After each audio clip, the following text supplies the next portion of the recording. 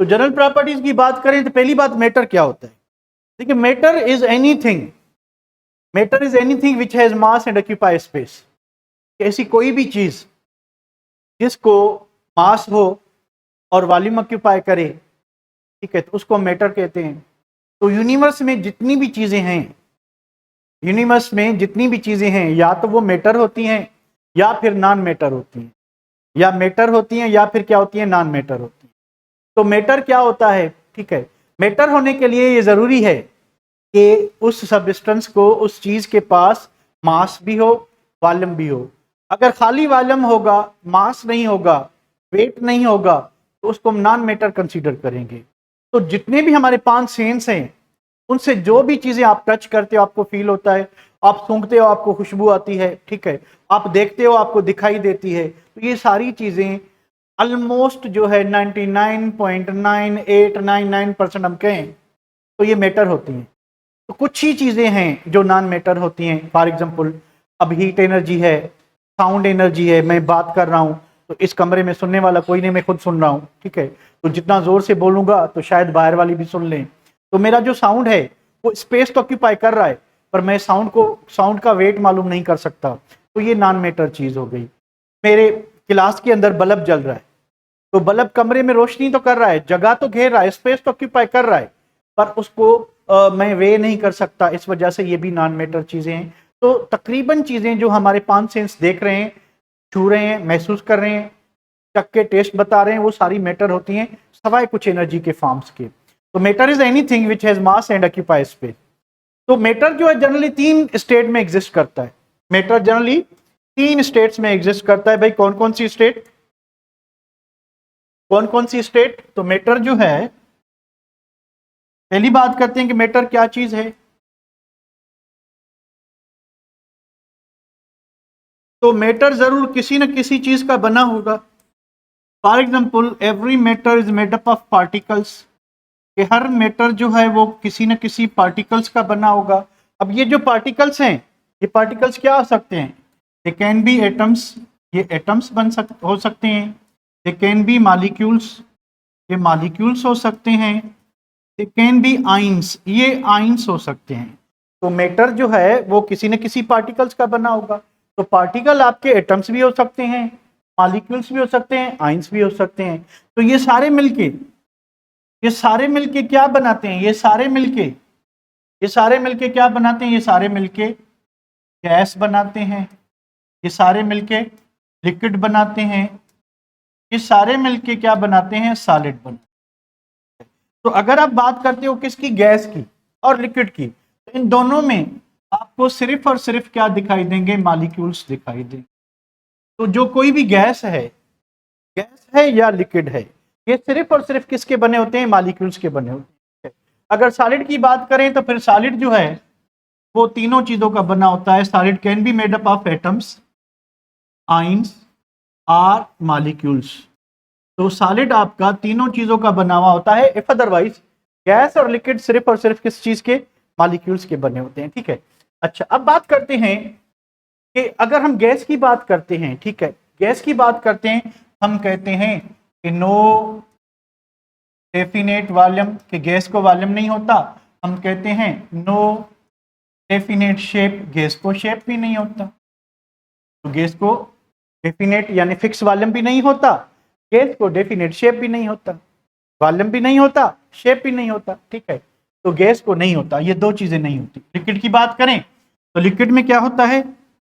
Liquid की बात करें कि डेफिनेट वॉल्यूम होता है, ठीक है, बट नो डेफिनेट शेप, पर शेप नहीं होता।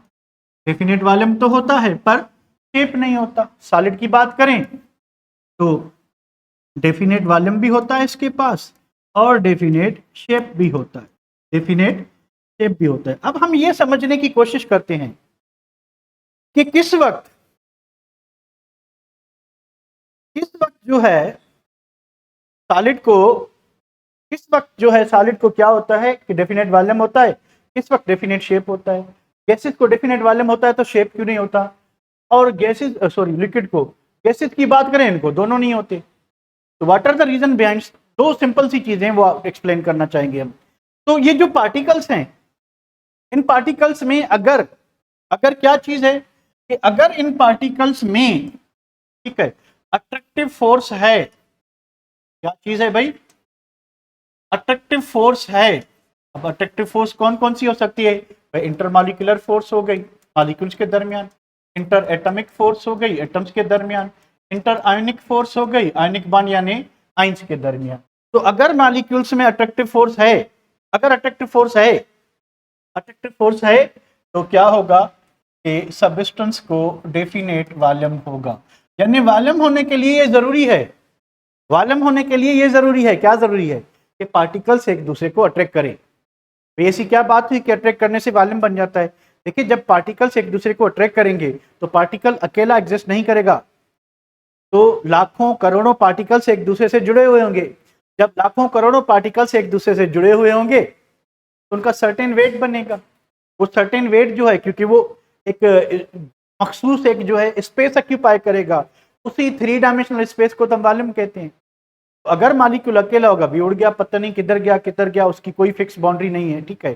पर अगर मॉलिक्यूल अट्रैक्ट करते हैं तो मॉलिक्यूल अकेला नहीं होगा, हजारों करोड़ों लाखों खरबों molecules, billions molecules, trillion molecules एक दूसरे से जुड़े हुए होंगे। जब वो एक दूसरे से जुड़े हुए होंगे वो सर्टेन मास डेवलप करेंगे, और वो जो मास है, वो जो वेट है, वो सर्टेन 3 डायमेंशनल स्पेस ऑक्यूपाई करेगा। उसी स्पेस को हम क्या कहते हैं, वॉल्यूम कहते हैं। तो वॉल्यूम होने के लिए जरूरी है, वॉल्यूम होने के लिए क्या जरूरी है कि अट्रैक्टिव फोर्स होनी चाहिए। ये बात समझ रहे हैं कि वॉल्यूम कब होगा, ये बात समझ रहे हैं बेटा कि वॉल्यूम कब होगा, ये बात समझ रहे हैं। हमजा समझ रहा है, और कौन समझ रहा है, फातिमा भी समझ रही है, ठीक है भाई। और कौन समझ रहा है,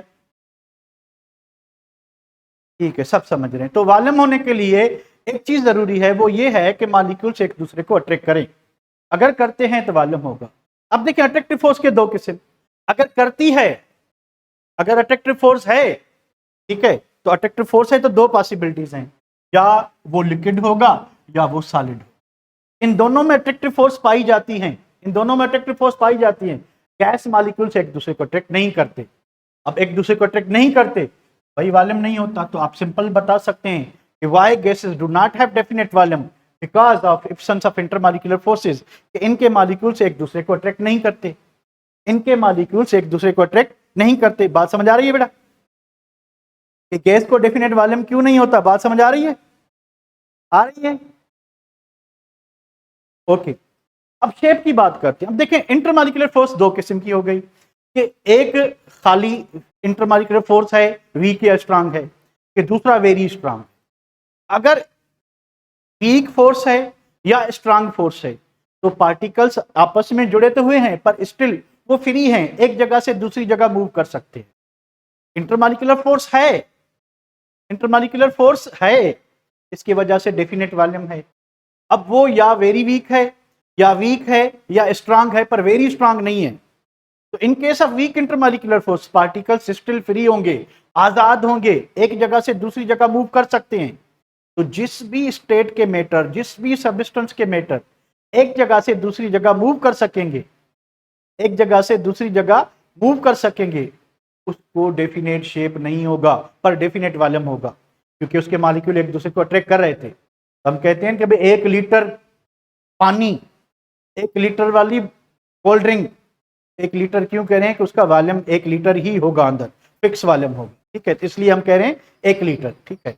तो इसी तरह से जो है उसका डेफिनेट वॉल्यूम होता है, पर जैसे ही आप कोल्ड ड्रिंक को घर में जाके गिलास में डालते हैं तो वो शेप जो है बोतल वाला शेप सेम नहीं रहता। ऐसा नहीं कि आप बोतल की बोतल गिलास में डालेंगे, कि आप उसमें जो लिक्विड निकल रहा है, जो सोडा वाटर निकल रहा है, वो गिलास का शेप अडॉप्ट करेगा। तो लिक्विड को भी अपना शेप नहीं होता है। इसका मतलब क्या हुआ, लिक्विड को अपना शेप नहीं होता तो क्या लिक्विड मॉलिक्यूल एक दूसरे को अट्रैक्ट नहीं करते, या अट्रैक्टिव फोर्स वीक है और मॉलिक्यूल फ्री है, एक जगह से दूसरी जगह मूव कर सकते हैं। आप क्या समझते हो, आप क्या समझते हो कि लिक्विड मॉलिक्यूल एक दूसरे को अट्रैक्ट नहीं करते, या अट्रैक्टिव फोर्स थोड़ी वीक है, इतनी स्ट्रांग नहीं है जितनी होना चाहिए, जितनी सॉलिड में होती है। क्या कहते हो आप लोग, वीक अट्रैक्टिव फोर्स है, ठीक है, वीक अट्रैक्टिव फोर्स है। इस वजह से क्या हो रहा है इस वजह से ये हो रहा है कि मॉलिक्यूल एक जगह से दूसरी जगह मूव कर सकते हैं, और जिसके भी मॉलिक्यूल मूव करेंगे उसको हम कहते हैं फिलेट्स, FLUIDS, फिलेट्स। तो फिलेट उनको कहते हैं हैविंग एबिलिटी टू मूव। तो गैस और लिक्विड के मॉलिक्यूल एक जगह से दूसरी जगह मूव कर सकते हैं।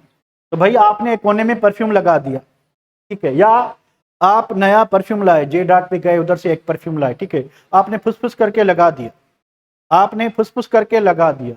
अब क्लास में जाके आप हर किसी को बताओगे कि मैंने परफ्यूम लगाए, आके सूंघ लो, या खुद बंदे पूछेंगे कि भाई परफ्यूम तो अच्छा है, कहाँ से लिया है? आप कहेंगे नहीं मैं तो उधर से लाया हूँ, दुबई से लाया हूँ, ठीक है, तो इधर घुटकी में मिल जाता है। तो क्या कहेंगे आप लोग? हाँ, क्या कहेंगे? वो हर किसी का अपना स्वभाव है, ठीक है। चले, तो बात कर रहे थे हम किसकी, कि अगर इंटरमॉलिक्यूलर फोर्स है, इंटरमॉलिक्यूलर फोर्स है, इसका मतलब ये हुआ, इसका मतलब ये हुआ, इसका मतलब ये हुआ, क्या हुआ? इसका मतलब ये हुआ इंटरमॉलिक्यूलर फोर्स होने की वजह से डेफिनेट वॉल्यूम होगा।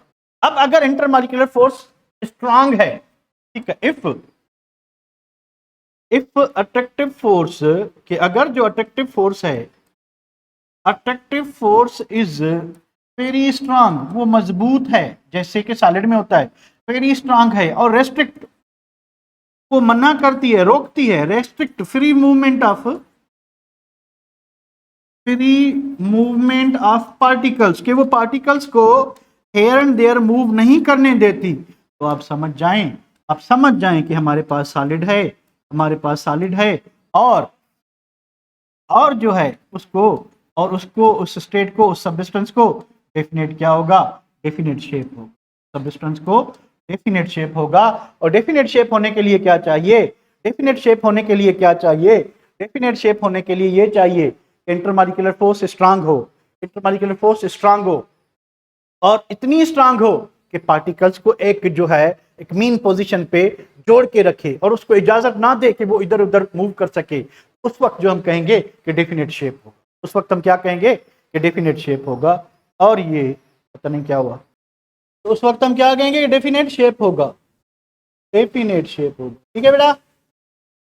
उस वक्त क्या होगा? डेफिनेट शेप कब होगा? जब इंटरमॉलिक्यूलर फोर्स वेरी स्ट्रांग, ठीक है, ज्यादा क्लियर है। तो अब आपको यह पता चला कि गैस को डेफिनेट वॉल्यूम क्यों नहीं होता, लिक्विड को डेफिनेट शेप क्यों नहीं होता, सॉलिड को दोनों क्यों होते हैं। क्या आपको ये तीनों चीजें समझ आ गई? क्या आपको ये तीनों बातें समझ आ गई? ओके ओके, चले, तो हम आते हैं अपनी स्लाइड की तरफ कि भाई जनरल प्रॉपर्टीज क्या है। पहली बात, state of matter having both definite volume and definite shape is called a gas. ये तो मैंने बिल्कुल गलत लिखा हुआ है, the state of matter neither having definite volume nor definite shape. तो अगर मैटर की ऐसी स्टेट जिसके पास कुछ भी ना हो, ना डेफिनेट वॉल्यूम हो, ना डेफिनेट शेप हो, तो उसको हम गैस कहेंगे। क्यों नहीं होगा? तो वो भी हमने अभी पढ़ा, दोबारा रिपीट कर लेते हैं। A gas has no definite shape of its own, इसका अपना कोई शेप नहीं होता। तो गैस को आप जिस भी कंटेनर में डालोगे, गैस उसका शेप क्या करेगी? अडॉप्ट करेगी। अगर गैस को आप सिलेंडर में डालते हो तो सिलेंडर का शेप, अगर गैस को आप किसी गिलासवेयर में डालते हो तो उसका शेप, इसका अपना कोई जो है शेप नहीं होता। इट टेक्स द और adopts the shape of container. Gas has no definite volume. It occupies all the available space.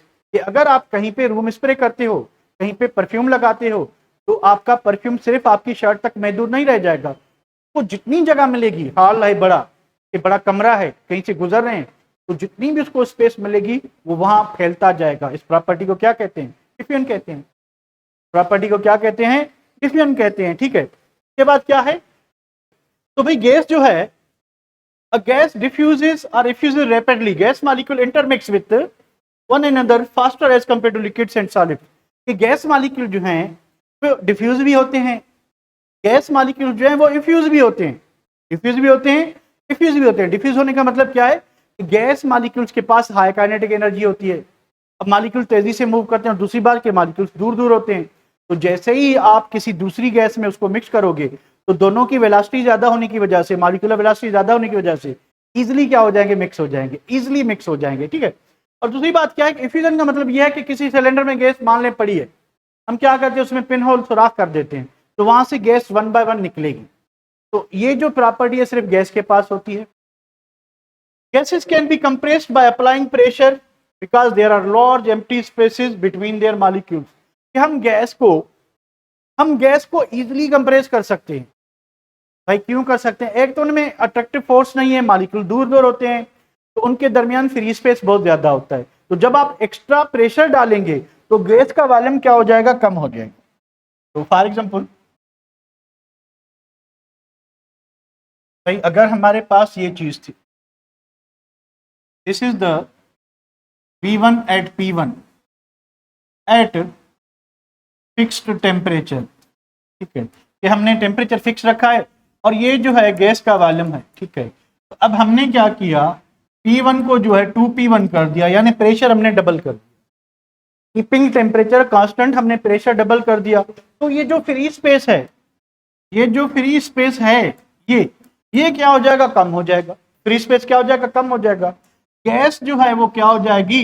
Gas compress हो जाएगी। तो जो V2 होगा वो क्या होगा? V2 is equal to V1/2 हो जाएगा, हाफ हो जाएगा।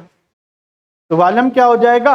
हाफ हो जाएगा, ठीक है। तो वॉल्यूम क्या हो जाएगा? हाफ हो जाएगा। क्यों? कि उनके दरमियान जो फ्री स्पेस है वो क्या हो जाएगा? कम हो जाएगा, ठीक है। वापस आते हैं।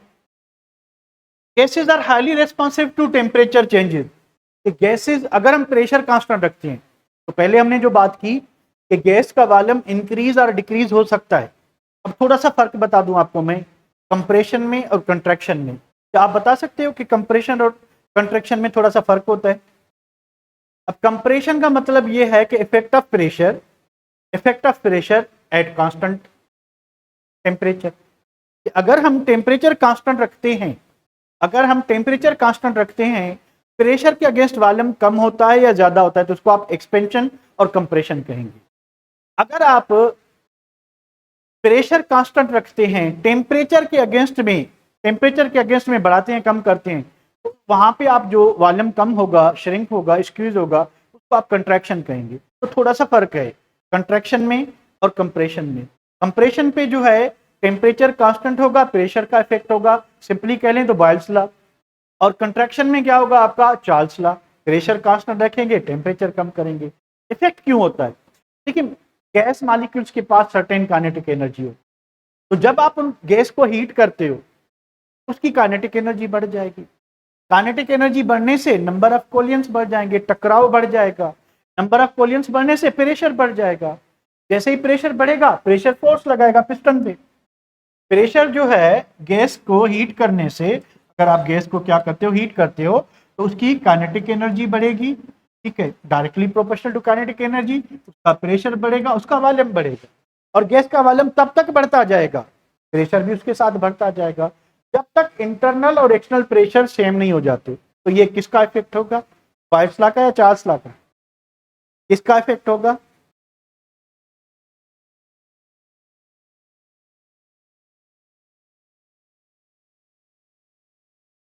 तो सबर सिंपल सी बात है, एवापोरेशन लिक्विड की प्रॉपर्टी है, गैसेज की नहीं है। और इफ्यूजन, आपकी जो एवापोरेशन है वो तो पूरे सरफेस पे होती है ना, वो सरफेस एरिया पे डिपेंड करती है। और जो इफ्यूजन होती है वो एक पिन होल सुराख से होती है, उसको हम गैस को पूरा ओपन नहीं करते, हम सिर्फ पिन होल सुराख से जो है ना गैस को निकालते हैं। ठीक है बेटा, चलें नेक्स्ट है कि तो कंट्रैक्शन, और आपको मैं कंप्रेशन का पता बता रहा था। तो कंट्रैक्शन में क्या होता है? कंट्रैक्शन में ये चीज होती है कि आप टेम्परेचर कम करेंगे, प्रेशर कांस्टेंट रखेंगे, गैस का वॉल्यूम कम हो जाएगा। ठीक है, टेम्परेचर कम करने से क्या होगा कि एवरेज काइनेटिक एनर्जी कम होगी, प्रेशर कम होगा, वॉल्यूम कम होगा, गैस का जो इंटरमॉलिक्यूलर स्पेस है वो कम हो जाएगा। इस तरह से गैस क्या हो जाएगी? स्क्वीज हो जाएगी, कंप्रेस हो जाएगी। ठीक है, उसके बाद क्या चीज है भाई कि similarly decrease in temperature contracts them to a larger extent due to decrease in energy decrease होगी। उसके बाद क्या होगा? प्रेशर डिक्रीज होगा, वॉल्यूम डिक्रीज होगा, गैस का वॉल्यूम छोटा पड़ जाएगा। गैस का वॉल्यूम क्या पड़ जाएगा? छोटा पड़ जाएगा, गैस का वॉल्यूम छोटा पड़ जाएगा। तो ये आपका कंट्रैक्शन और expansion with respect to pressure constant, with respect to temperature constant. Contraction कब यूज करेंगे, कंप्रेशन कब यूज करेंगे, तो ये होपफुली आप ये दो चीजें आपको क्लियर हो गई बेटा।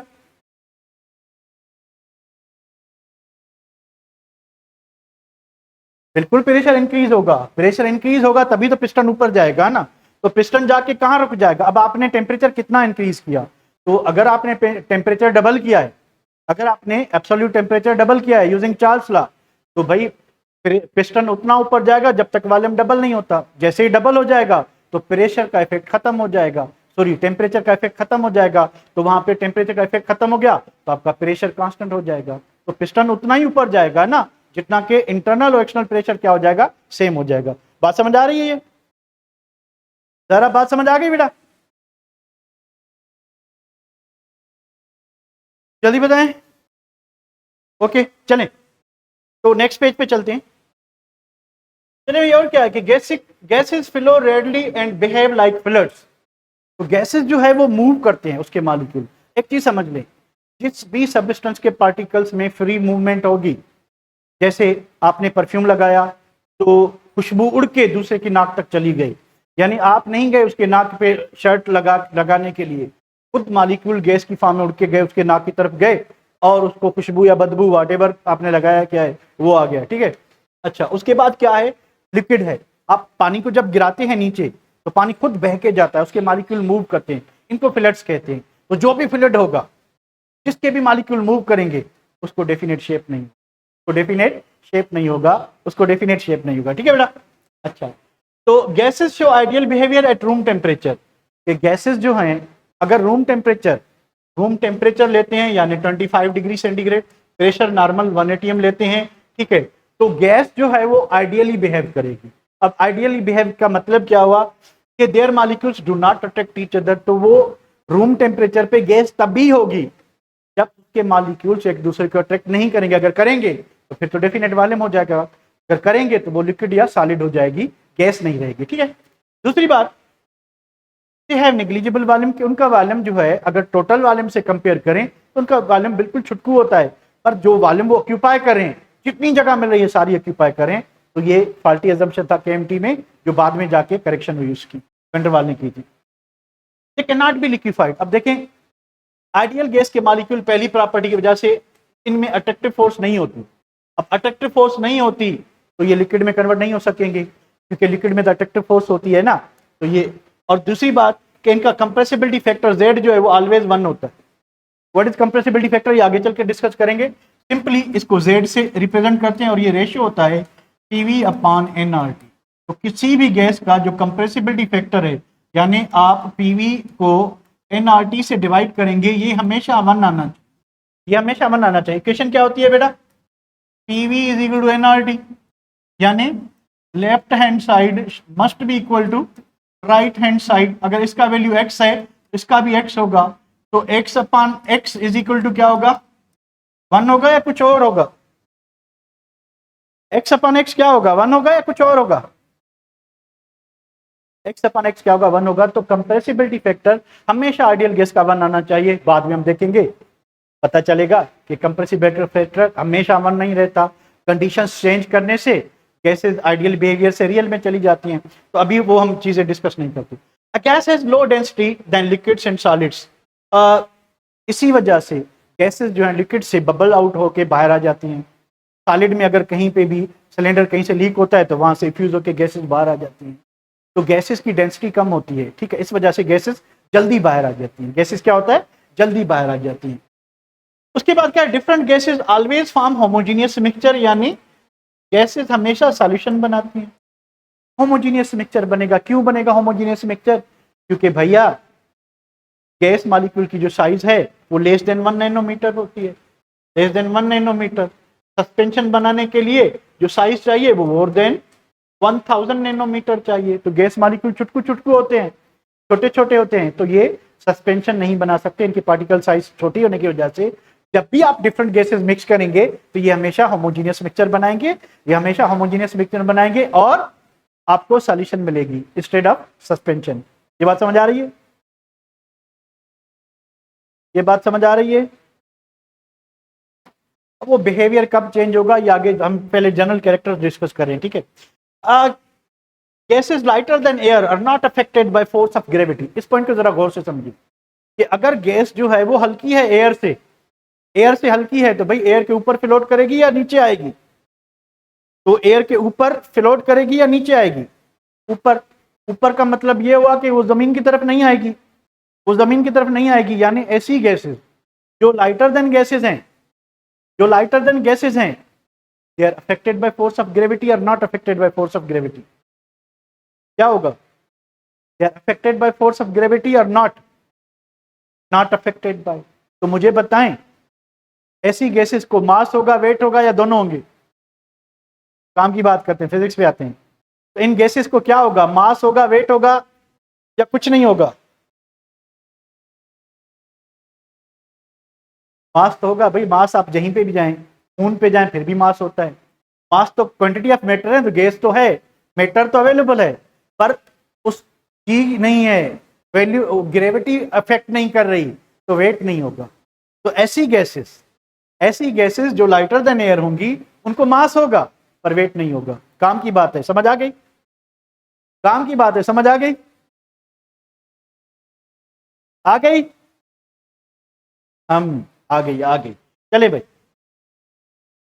तो अगर गैसेस को हम सडनली एक्सपेंड करते हैं, ठीक है, फॉर एग्जांपल गैस को हमने कंप्रेस करके रखा हुआ है, अब उसको सडनली हम छोड़ते हैं, वो जो है पिन होल सुराख से निकलते हैं, ठीक है? तो जैसे ही निकलेंगे तो पहले मॉलिक्यूल कौन से निकलेंगे जिनकी एवरेज काइनेटिक एनर्जी हाई होगी या लो होगी? हाई और low. H for high, L for low. High high. तो जैसे ही हाई काइनेटिक एनर्जी वाले मॉलिक्यूल निकल जाएंगे, पहले वही निकलेंगे जिनकी काइनेटिक एनर्जी हाई होगी। तो रिमेनिंग मॉलिक्यूल्स की, रिमेनिंग जो कंप्रेस्ड मॉलिक्यूल जो बच जाएंगे, उनकी एवरेज काइनेटिक एनर्जी कम हो जाएगी या ज्यादा हो जाएगी? कम हो जाएगी या ज्यादा? लो हो जाएगी। तो average kinetic energy is directly proportional to temperature. तो इससे क्या होगा? कूलिंग होगी। इस इफेक्ट को, यानी sudden expansion of gases causing cooling, इस इफेक्ट को कहते हैं जोल थॉमसन इफेक्ट। इस इफेक्ट को क्या कहते हैं? जोल थॉमसन इफेक्ट। इसी इफेक्ट पे आपका एयर कंडीशन, आपके रेफ्रिजरेटर, डीप फ्रीजर वगैरह काम करते हैं। तो पीछे एक कंप्रेसर लगा होता है। आप अगर एसी के आउटर में देखेंगे, रेफ्रिजरेटर के जो है उसमें देखेंगे, क्या कहते हैं, हाँ, एवापोरेशन किसको ज्यादा याद आ रहा है? एवापोरेशन भी इतनी कूलिंग करेगा भाई, मटके में पानी रख लो, बर्फ हो जाएगा क्या? हाँ हमजा, मटके में पानी रख दो, बर्फ हो जाएगा? हाँ हो जाएगा, अगर आप एंटार्कटिका जाते हो तो हो जाएगा, ठीक है, पर यहाँ पे तो नहीं होगा।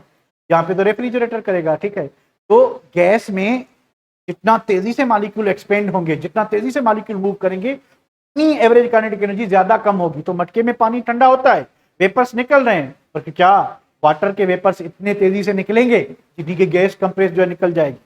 तो कूलिंग कहाँ पे ज्यादा होगी, मटके में या रेफ्रिजरेटर में या एसी में? तो मटके में कूलिंग जो है कम होगी, क्योंकि मॉलिक्यूल निकल रहे हैं पर इतने तेजी से नहीं। इसी इफेक्ट को जोल थॉमसन इफेक्ट कहते हैं। और इसी इफेक्ट की बदौलत क्या होता है?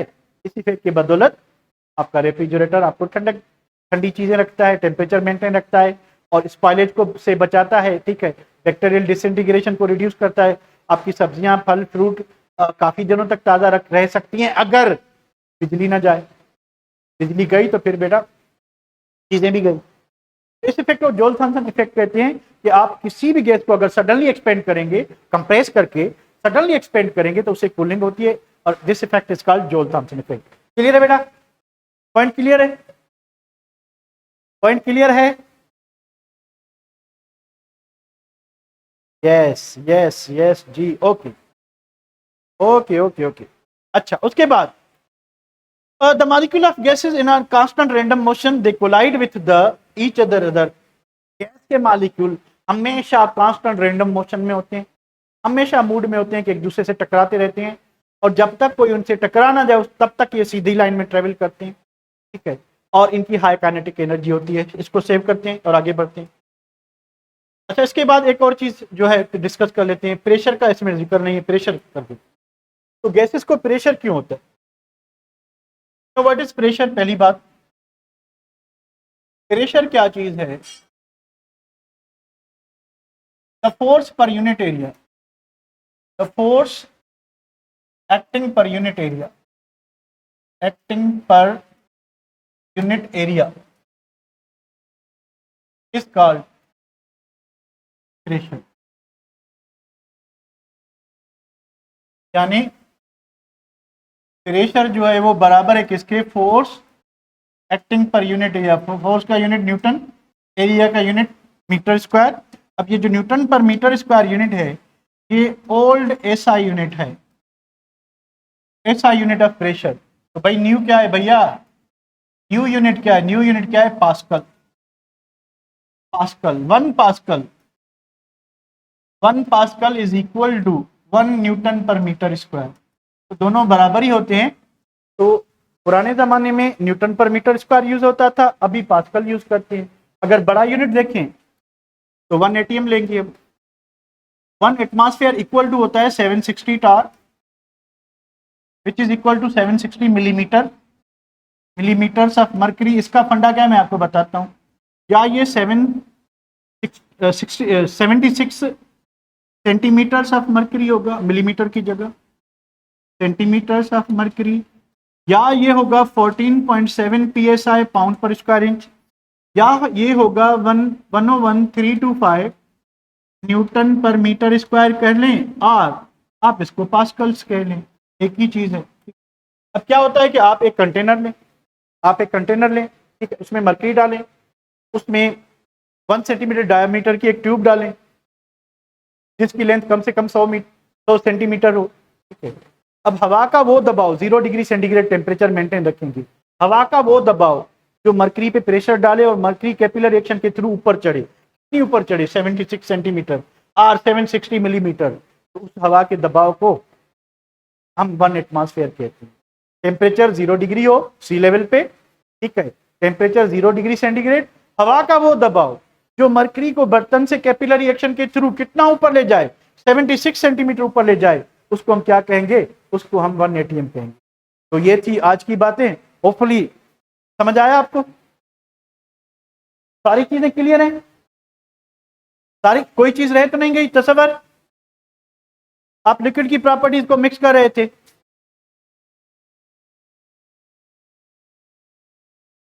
एटीएम का ये सीन है कि आप एटीएम कार्ड होना चाहिए आपके पास, उसमें बैलेंस होना चाहिए, उसके बाद जो है के बाद जैसे आप मशीन में डालोगे बैलेंस होगा तो पैसे निकलेंगे, ठीक है, बैलेंस होगा तो पैसे निकलेंगे।